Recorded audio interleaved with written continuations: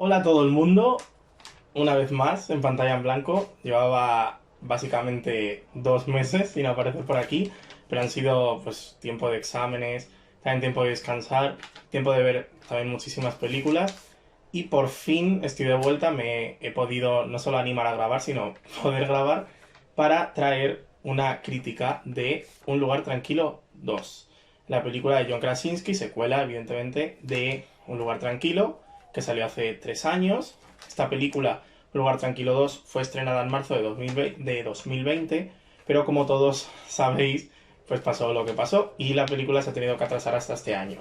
Se ha estrenado al principio del verano, tanto en Estados Unidos como en prácticamente todo el resto del mundo, también evidentemente en España, y ha sido una de las grandes noticias de la taquilla de las últimas semanas. Es verdad que en España no está pasando este efecto, o al menos de una forma tan pronunciada, este efecto retorno a las salas. Digamos que Estados Unidos y Francia, por ejemplo, han tenido como datos muy buenos cuando ha habido esta reapertura de salas, y en España, entre que ya estaban abiertas y pues quién sabe si hay alguna razón de público, pues digamos que no ha pasado esto. Pero es verdad que Un lugar tranquilo 2 sí ha tenido unos números más que decentes de taquilla en las últimas semanas. De hecho, sigue en cines. Este vídeo llega un poco tarde, aunque es verdad que yo también lo he visto más bien tarde. Pero bueno, eso no importa ahora mismo. Vamos a hablar de Un lugar tranquilo 2. Como digo, secuela de Un lugar tranquilo. La película bebe absolutamente totalmente en forma y fondo de su primera película. John Krasinski vuelve a dirigir, vuelve a escribir, acompañado en este caso en el guión de nuevo de Brian Woods y de Scott Beck. De nuevo, digamos que todo el equipo que hay detrás de la película, o la gran mayoría del equipo detrás de la película, viene a ser el mismo que era anteriormente. Por ejemplo, en la música nos vamos a encontrar a Marco Beltrami, que es conocido por ejemplo por En Tierra Hostil o por Logan. Y en la producción, evidentemente, está el archiconocido Michael Bay, director, entre otras cosas, y también productor de, sobre todo, blockbusters y películas super taquilleras. Él es el productor junto a Paramount, o el principal productor de esta película, de Un lugar tranquilo 2. Como decimos, John Krasinski repite en dirección y guión, y el reparto es prácticamente el mismo, es decir, propio John Krasinski, Emily Blunt, Millicent Simmons y Noah Jupe, que son pues la familia, a los que se une en este caso Cillian Murphy, el actor conocidísimo últimamente por los Peaky Blinders, pero evidentemente pues ha hecho muchísimas películas y series más de sus años de carrera, que digamos es el nuevo elemento o el elemento más novedoso en esta película. La película es una secuela directa, es decir, decimos que absolutamente en forma y fondo porque es que básicamente es una secuela directa. Es una narración lineal que toma los hechos justo cuando terminan, en cómo terminan los hechos de Un lugar tranquilo, pues se desarrolla los de Un lugar tranquilo 2. Lo único no lineal es el prólogo, que es donde uno de los personajes, que evidentemente no vamos a decir aquí porque esto es free spoilers, incluso de Un lugar tranquilo, pues uno de esos personajes que nosotros pensábamos que iba a aparecer más, la realidad es que solo aparece en el prólogo, porque como es una narración totalmente lineal, pues evidentemente ya no hay cabida para que vuelva a salir. Como decimos, es una película que bebe absolutamente en todo el sentido, por tanto, volvemos a ver o a vivir en una especie de tercera persona la supervivencia post-apocalíptica de la familia formada por John Krasinski, Emily Blunt y sus dos hijos, Millicent Simmons, que es sorda, Noah Jupe y el bebé. Por tanto, nos encontramos pues de nuevo ante una película que vuelve a tratar el tema de esta supervivencia postapocalíptica, toma los hechos justo como terminan en un lugar silencioso, iba a decir, en un lugar tranquilo, y continúa con ello. Por tanto, nos encontramos pues una vez más ante una película donde el silencio es un tema principal, donde evidentemente pues hay unas criaturas, como ya pudimos ver en la primera parte, unas criaturas que son ciegas y se mueven por los ruidos que hacen las personas, ruidos evidentemente ocasionales. En la primera parte, por ejemplo, una escena que a mucha gente le confunde bastante, es una escena de que están como una cascada y claro, decimos, ¿y por qué los bichos no van a esa cascada? Pues porque es un ruido constante. En el universo de Un lugar tranquilo, los ruidos que sorprenden a estos monstruos son los ruidos en los ruidos ocasionales o incidentales, simplemente ruidos que ocurren de repente. La película no explica en ningún momento, no se para en explicar en nada sobre estos bichos, ni nada nuevo que no sepamos ya, más allá de algunos detalles pequeños, porque como decimos es simplemente una narración lineal sobre la familia, a la que se añade un elemento extrafamiliar, que es evidentemente el personaje de Cillian Murphy, que al fin y al cabo es un personaje extrafamiliar, pero viene a consolidar la idea de familia de la que habla la película y de la que hablaremos posteriormente. Como decimos, el tema del silencio es fundamental en esta película.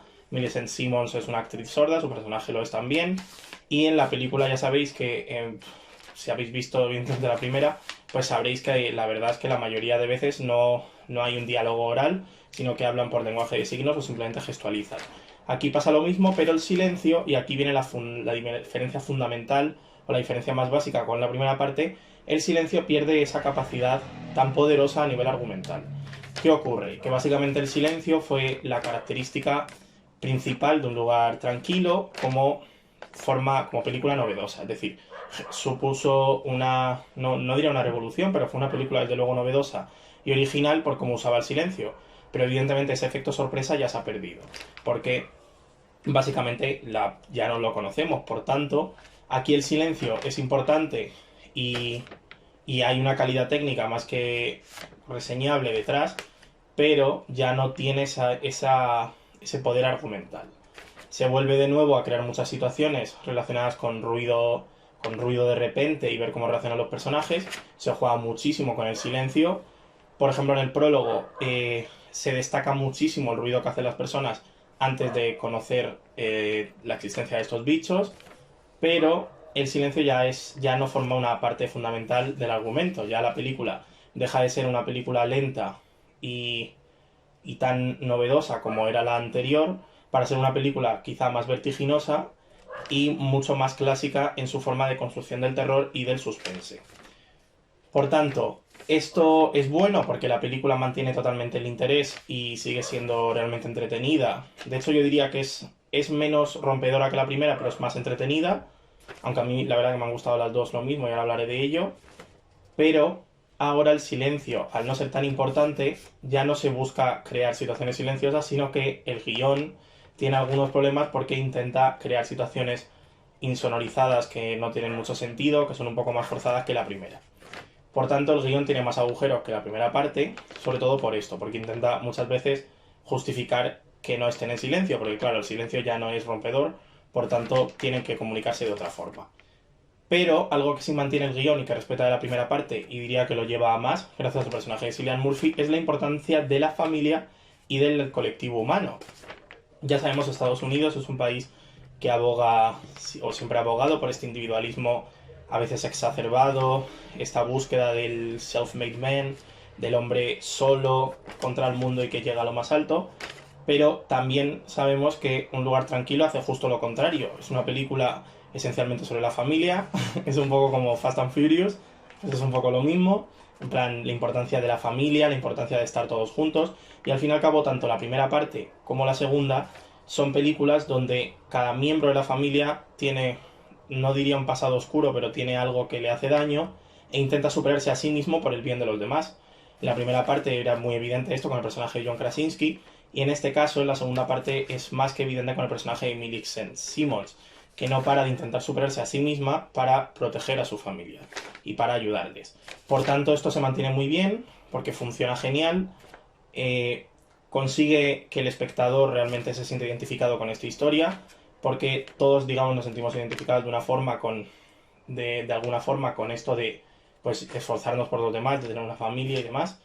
Y el personaje de Cillian Murphy no pertenece a la familia, pero a nivel de construcción tiene, digamos, los mismos principios que el resto. Tiene ese pasado, esas cosas que le atormentan y también un amor por su familia. Y en la película lo que hace Cillian Murphy al fin y al cabo es esforzarse por proteger a esta especie de nueva familia que se ha encontrado. Por tanto, este respeto a una de las partes fundamentales del guión de la primera parte y sobre todo conseguir llegarlo a más es para mí el punto principal de Un lugar tranquilo 2.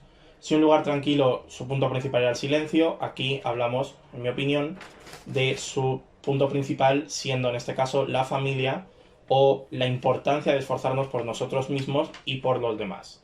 Y la verdad es que creo que es bastante bonito en ese sentido. Como decimos, se cuentan las historias de Se cuenta la historia de una familia, pero de nuevo, como en un lugar tranquilo, se vuelve una especie de montaje paralelo. ¿Por qué? Porque no, digamos que la familia no vive una sola historia, sino que vive en varias, viven dos o tres realmente, que se van interponiendo y se van poniendo una a otra en el montaje de la película. Con, la verdad, un muy buen resultado, porque no parece que ninguna historia vaya por encima de ninguna otra.